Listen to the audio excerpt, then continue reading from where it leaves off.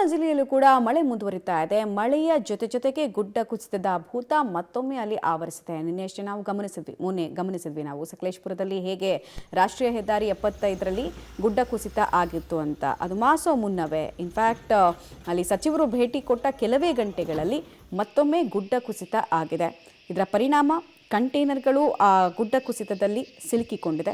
ಸಣ್ಣ ಪ್ರಮಾಣದ ಮಳೆ ಬಂದರೂ ಮತ್ತೆ ರಸ್ತೆಗೆ ಮಣ್ಣಿನ ರಾಶಿ ಆವರಿಸಲಿದ್ದು ರಾಷ್ಟ್ರೀಯ ಹೆದ್ದಾರಿ ಪ್ರಾಧಿಕಾರ ಸಿಬ್ಬಂದಿ ಸ್ಥಳದಲ್ಲೇ ಮೊಕ್ಕಾಂ ಹೂಡಿದ್ದಾರೆ. ಇಂದು ಮಣ್ಣು ಕುಸಿತಗೊಂಡ ಸ್ಥಳಕ್ಕೆ ಕಂದಾಯ ಸಚಿವ ಕೃಷ್ಣ ಬೈರೇಗೌಡ ಭೇಟಿ ಕೊಡಲಿದ್ದಾರೆ. ಮತ್ತೆ